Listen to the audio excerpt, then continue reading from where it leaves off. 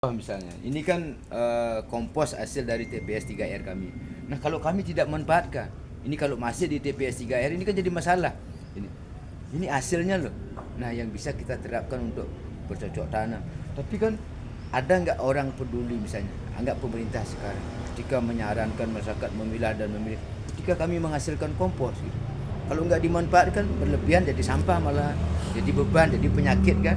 Nah, ini yang harus juga menjadi pertimbangan kita bersama, perhatian kepedulian kita ketika ada hasil. Ayo, siapa yang bisa memanfaatkan ini? Nah, disinilah peran pemerintah nanti untuk memberikan jalan keluar bagaimana kompos ini layak dan bisa dipakai.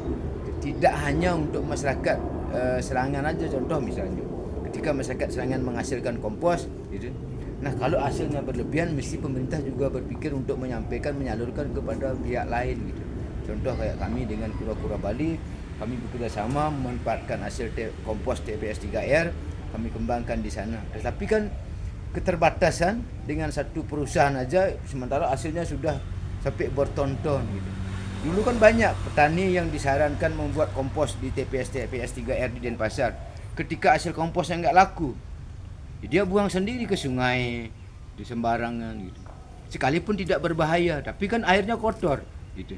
Nah, mesti inilah yang menjadi pemikiran di pasca supaya benar-benar pengelolaan sampah itu berkelanjutan. Kan kuncinya berkelanjutan. Nah, disitulah ada nilai ekonomi yang bisa didapatkan dari hasil jerih payah memilah dan memilih.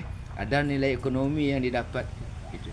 Nah, kan harapan kita adalah kompos-kompos hasil pengolahan dan pemilahan sampah yang ada di Serangan. Nah, kita berharap juga banyak peran pemerintah untuk mencarikan solusi bagaimana menjual, menggunakan. Nah, anggaplah pemerintah lah semestinya di taman-taman, di perkotaan itu. Pemerintah sendiri wajib gitu.